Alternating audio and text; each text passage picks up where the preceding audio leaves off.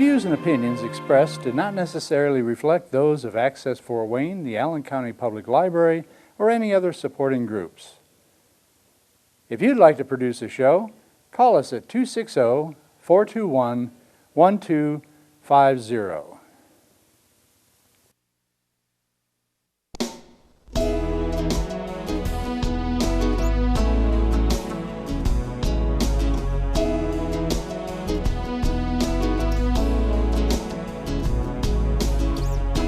Let me be your lighthouse so I can show you the way.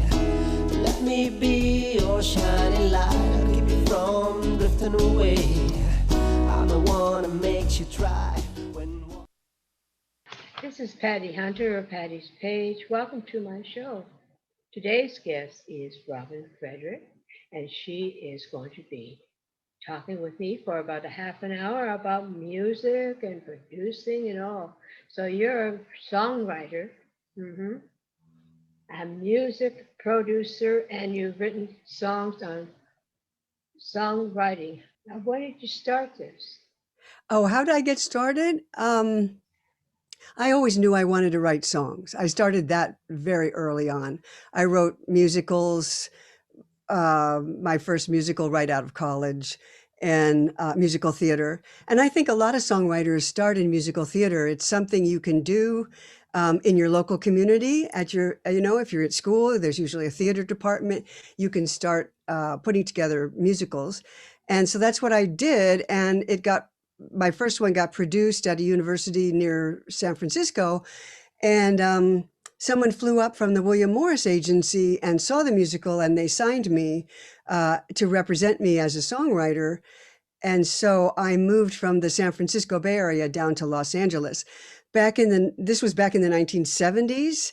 And in the 70s, you had to be in a music center like New York in particular, or Los Angeles, or Nashville was just kind of starting up for country. But now, you can be anywhere, and we have the internet. And so you can start your music career anywhere. And if you want to start being a songwriter, you can start with musical theater, or you can just start by recording your own songs at home now and getting them up on YouTube and Spotify. It's really easy, and it doesn't cost very much. So I'm amazed, at what's happened, the changes that have happened in the music industry since I started. So the schools that you did go to, you went to university. Well, your major was music, or? No, my major was not music. I know people assume that, but the truth is songwriting is quite different from studying the classical music, becoming a good musician. There are songwriters who are very good musicians, like John Mayer and Keith Urban. They're both excellent musicians. But a lot of songwriters are not. You can learn basic chords on the guitar and start writing songs. You don't have to be particularly good. I studied piano, but when I came as a child, they taught me to play pieces and read notes, and that doesn't really help very much. It wasn't until I had a teacher who taught me to play chords and taught me to read lead sheets and sing the lead and play chords on piano, like they teach you now in courses like Play Piano in a Flash, those kinds of things. They teach you to play chords on piano and sing the lead. And that's what a songwriter needs to be able to do. So when you look at a songwriter like Jackson Browne or Carole King, very successful songwriters, they're not particularly good musicians. They play songwriter piano. And that's really all you need. Use your ear. My piano teachers tried to train me out of using my ears to learn a piece. So they stopped playing pieces for me because I would learn, as soon as they play them, I'd figure out how to play it. But that's what you need. You need your ears for songwriting, just, listening to hit songs and pulling them apart, which is what I do when I study songs. Just pull them apart, but you have to have your ears for that. And some music teachers will try to train you out of that. So I didn't study music, music courses at university. I studied English. I studied poetry. I studied literature. And that helped me with my lyric writing. And then I learned to play guitar and piano. Good grief. Good enough to do it. Good enough to write songs. And that's that's only a certain level, you know? So nobody has to think they need to read notes or write notation. You don't need those things. Well, I'm a lyricist myself. I self-taught. Hmm. Good. Also, I That's what you need. yeah, I took a course at Berkeley. Oh, good. Berkeley's great. So I learned from scratch Yeah. over 35 years ago. You teach yourself this. This is there. There are places where you can go to study songwriting, like Berkeley, Berkeley in Boston, and there are UCLA Extension has a songwriting program. There are other universities that have songwriting programs, like Belmont University and Musicians Institute, and they use my books actually to teach songwriting. So I feel like I'm able to share the stuff I've learned over the years I've been at it, which I started in 1970, and I've been studying hit songs ever since. And Oh, I'm able to share that with people now. you're a teacher. Yes, You I know, let my books do the teaching and I let my courses do the teaching. Mainly when I talk to people, I'm helping them make their songs, strengthen their songs for listeners. The music industry is all about expressing yourself first, and then secondarily doing it in a way that appeals to listeners so that listeners can feel what you felt when you wrote your song. And that's mainly what I do when I'm working one to one with a songwriter. There's a thing called a script doctor for movies. I'm yeah. a, I'm a song doctor. So when people bring me their songs, I look at them, I say, well, I really feel what you're talking about. I understand what you're saying, and I feel what you want to get across, but listeners might have a little trouble under following you, or they might lose interest here, or they might drop out there. You could do this to keep listeners involved with your song. And the whole music industry is driven by that, by how your song and your performance, if you're performing, it gets the listener involved and interested and keeps them there. Everything is dependent on that.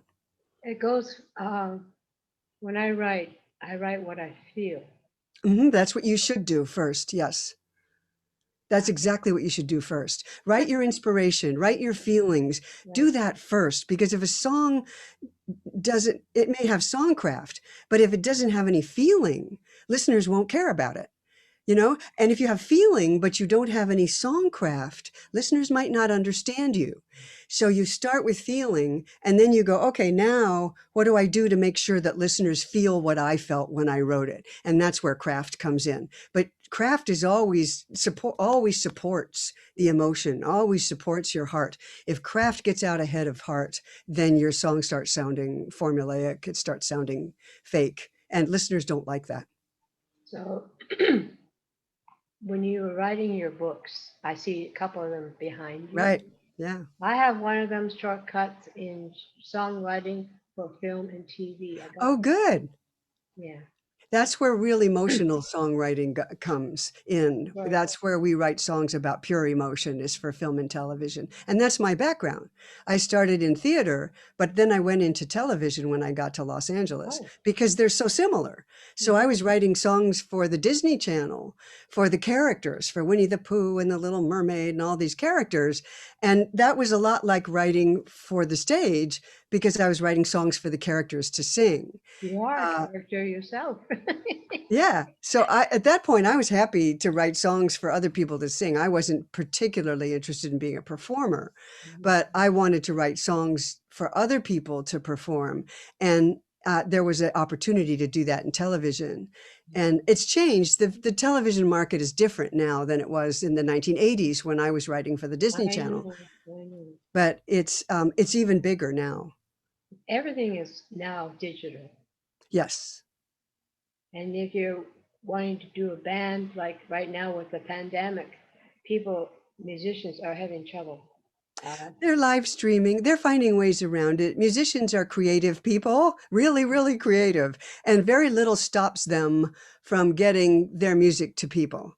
And so all of the people many of the people I work with who are performing their own songs, they're good enough musicians. They've got good voices for the style they're singing in. That's everything's working together. They've gone on YouTube and Facebook and done live streaming. And I'm after the pandemic, after we can get back together to I hope do so. concerts where Mhm. we can actually sit in a theater together, and we're not there yet, but we will be back there again. I still think that live streaming will be here. I think that we've changed, the landscape has changed a lot because of the pandemic, and that even when it's over, I predict that many of those changes that we've now discovered can make it easier for people to see us who couldn't normally get to a concert or couldn't afford expensive tickets. Um, there are ways to make that work online so that you can make some money as a musician and a songwriter, because we do need to do that. But at the same time, make it easier for people to see us perform and interact with us online, if not live in a theater setting. Now, when you do a song, it's like a story, an opening, a middle, and the ending. It's actually a little different now. Is it?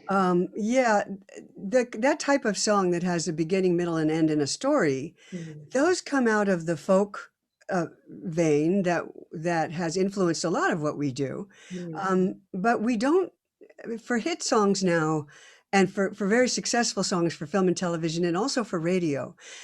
Sometimes we tell a story. So there's a hit song right now called Driver's License by Olivia Rodrigo. And in it, she opens by saying, I got my driver's license last week. And then I drove by your house and I was crying because you weren't there. We've broken up and you're not there for me anymore. It's a story song. In the next verse, she talks about, how you're with this other girl, this blonde girl who always made me feel doubt myself. And I mean, it's just so sweet. And it's got a full storyline. There are some songs like that now at radio. But then there are also songs like Louis Capaldi, Someone You Loved, which was a huge hit, piano vocal, that's all, just very simple production, and went to number one, Someone You Loved. And in it, he says, he drops you right into it. Right. Day bleeds into nightfall, and I'm not sure what I'm, feeling anymore. You're gone, and I need you. That's it. That's the whole song. You're gone, and I need you. I guess I got kind of used to being someone you loved. That's the main point of the song. But he They, never says we met on a Tuesday night at the dance. He never says we stayed together for a couple of weeks. He never says now you're with that other guy. He doesn't do any of how that. they He feel that just says, moment. I need you. And this is how it makes me feel. And all he says about it is, I let my guard down and you pulled the rug. Now, I guess I kind of got used to being someone you loved. And it's Basic, heartbreaking. It's a basic and heartbreaking. and it's beautiful and it's moving, and he never gives you the specifics of the story so that you can say, oh, I have felt that way too. You I've know, been there. I remember, and you can get really involved in the song. This is what we call universal lyrics. It's what I talk about in that book that you have, Shortcuts yes. to Songwriting for Film and TV, because the script will tell all the things that happened. So if you're watching Grey's Anatomy, and you see the breakup between the doctors and then you get to the scene where this person is sitting there feeling miserable because the script has broken up these two people. You'll hear a song underneath it like, I guess I kind of got used to being someone you loved. The day bleeds into nightfall, and you're not there to get me through it all. It just picks up what the character's feeling, rather than what the script is. The script takes care of the story, and the song tells us and makes us feel more. It enhances what that character is feeling. That's how we use songs in film and television, and that was a big hit at radio. So it works for both. You can write songs about emotion only with no storyline now, and get people to go deeper and deeper into this moment of emotion, and they love doing it. Listeners love doing that. And so the deeper you take them into what the singer's feeling, the more they feel like they can feel it too, they can experience it, they can identify with the singer, and they like to do that. Or TV or Mhm. film? But film and television You both do it. can't sing about yourself or just third person? Well, we sing about I, myself, all the time. I and you are the most powerful pronouns Not me. because the listener can identify with I, but the singer knows what the singer feels better than anybody. And so the singer can sing about, I feel devastated. You've broken my heart. You made me hurt inside. But if I'm singing about she or he, I'm not inside their feelings. It's much harder to write a song that's universal Yeah. and emotionally connected strongly with listeners to write about he or she. Now, I mean, there are famous songs that have done it, like the Yeah. Beatles, She Yeah. Loves You. But Yeah. even in She Loves You, the singer says, and she told me to tell you. This is what I am telling you. It still comes back to I and you. You don't hear a lot of hit songs these days that are he and she. And if they do, they switch over in the chorus to you. I'm talking to you now. And it's much more immediate for listeners. They like it a lot better. When you do, you're an author. How many books have you done so far?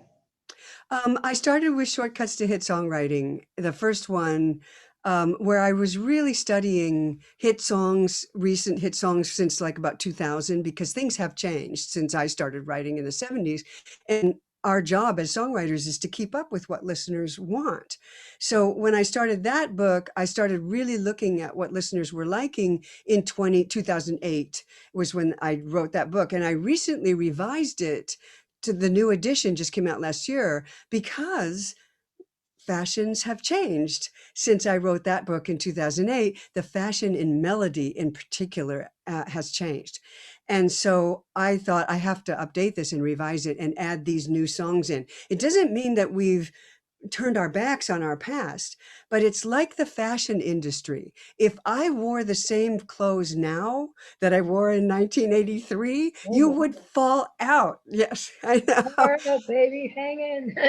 Really, and my hair, can you imagine if we wore our hair the way we did in the 1980s? Oh, Oh it my was so awful. gosh. Um, Mom. but but the 1980s are still popular in music and in fashion.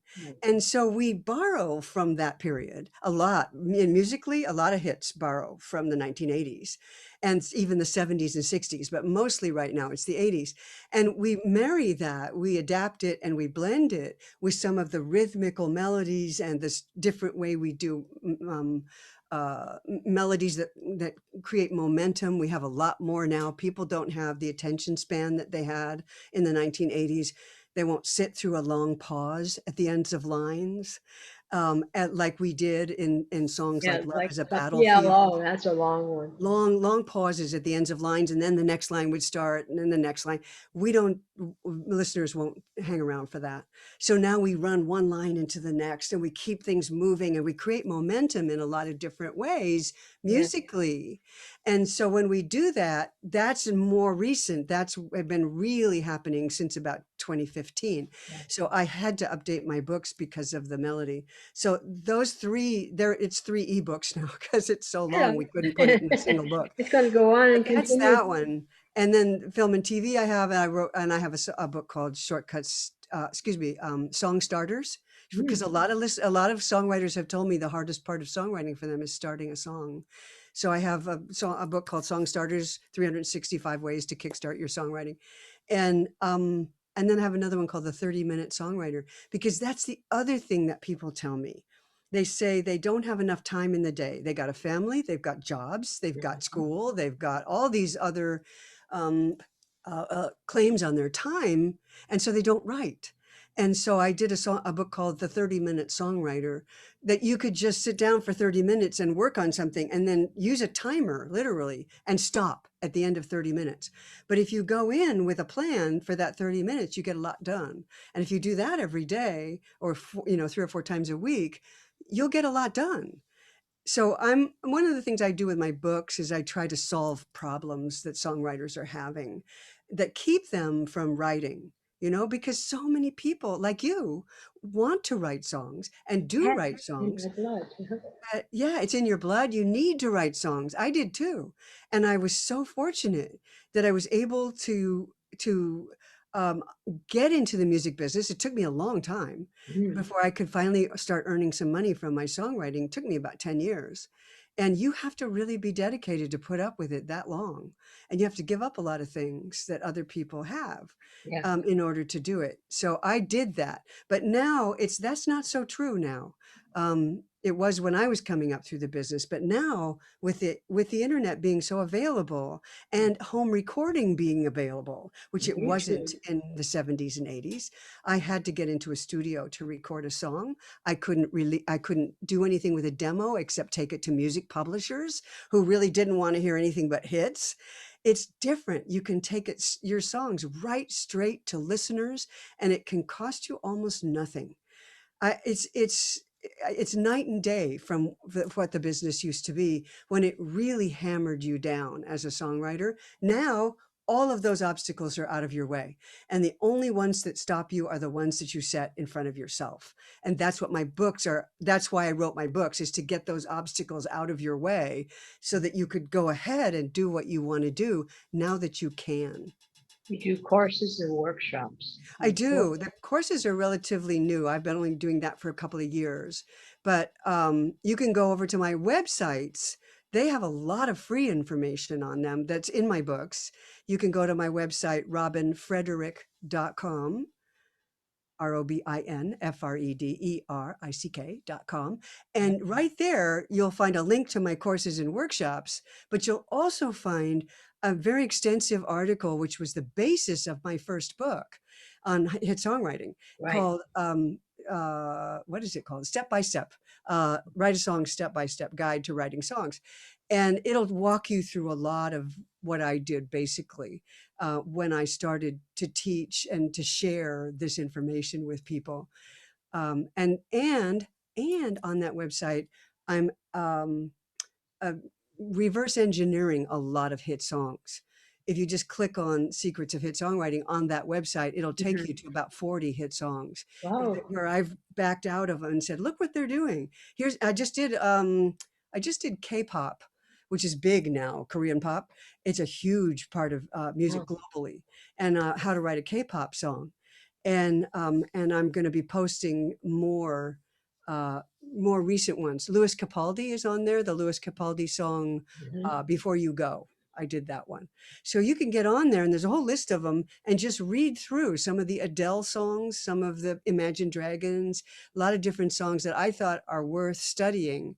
And then you can use those ideas in your own songs by just adapting them, blending them with your own ideas and using them in your own songs. And that's how we learn songwriting. There's no other way really to learn it. How about royalties? If you do stream online, how would you get paid for your songs that you went through a lot to get on to that YouTube or would it stream online? How can you get royalties and How do you pitching? get paid? Yeah, oh, that's better. Okay. This is Listening. this is far beyond what we could ever cover today because there's so many royalty streams now from Spotify stream on demand, Spotify and Apple Music. When people click on something and play a song on Spotify on demand, Mhm. that's actually considered a sale. But what they pay Wow. you for that sale is infinitesimal. It's like 0.0007 cents. It's Mhm. tiny. This is the problem we have. You get paid, but you don't get paid enough to live on by any means. When you sell, when somebody buys your CD, which now is a lot less because they can stream it on demand, but when Right. somebody buys your CD, maybe they pay $8 or $10 for that CD and it gets mailed out to them and they have it. Or maybe they buy at Amazon all of the songs on your CD and they download them as if they were buying it online. Then you get paid what a CD sale would pay you. And that's about 9.1 cents per song. But you can see the difference between 9.1 cents for a sale from Amazon of an actual digital file that's downloaded or a CD, an actual CD sale that they mail to you. you can see the difference between that 9.1 cents per song versus 0.007 cents per stream. It's huge. You would need 1 million streams before you would touch what you would get from the sale of a couple of CDs. Wow. So we're in trouble there. We don't make as much. On the other hand, we can get our music out to a lot more people, begin to get a fan base, then you can market yourself. And it's the money now is in selling merchandise, t-shirts with your picture on it, merchandise, posters and banners and, coffee cups with your logo. And it was in touring. And of course, COVID wiped out touring live. This is where we really got hammered this year, was because so much of what we make now comes from touring and from merchandise, which is sold at those shows. And so the music business artists got hammered. So we've switched over now to the internet. And that's why selling tickets to live stream concerts now is so important. Selling tickets to online events has become important. And you can sell your merchandise at those events.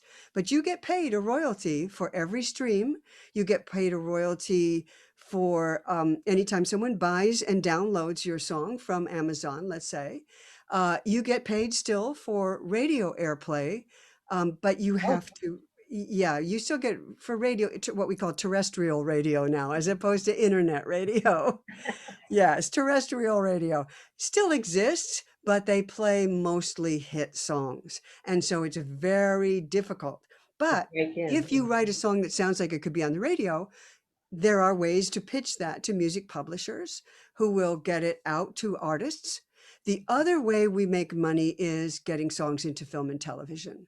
And that's why I wrote my book on film and television songwriting, shortcuts to songwriting for film and TV, because that's another major income stream for artists.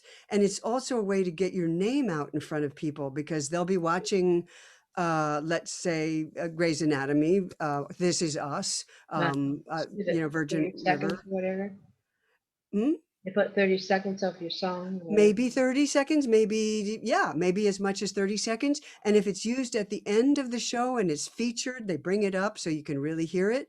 Then a lot of people will hear your song and go, what is that? What is that? And they'll go looking for it. They'll find it.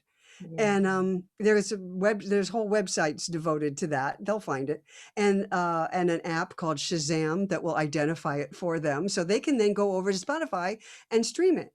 There are lots of ways to get your music now in front of people. I'm about to put up a new course, I have to finish it, called Get Heard Online, because there's so many online outlets for getting your music in front of people. And whole major artists have launched their careers online now. Ariana Grande and Shawn Mendes and Justin Bieber, just playing their stuff on YouTube. And if you have enough fans, that's where the record labels go now to find new artists. They go to YouTube. It's completely different from years ago when I did an office audition for Clive Davis because somebody told him about me. And so I went to his office and I played my guitar for him. That was how you did it. You don't do that. You don't have to do that anymore. They see you first. Yes. Do you realize this is the last minute of our TV interview? Well, it's been a pleasure. It's been a real pleasure to be here. I always love talking about songwriting, with my students and clients. And high five, Patty, on having your show. Congratulations. You've been doing this for a long time now. 11 years. Wow. Congratulations. It's been great to be here, and I appreciate it. And your husband, your tech staff, standing by. Tech staff, always important to have the tech staff. Okay, I'll say goodbye then. This is Patty Hunter, Patty Stage, saying goodbye to Robin Frederick, and of course, we'll see you next week. Bye-bye. Godspeed, my love, until we meet again. You're always in my heart and every dream. Don't let this time apart give in to all our fears. God will keep us close from up above.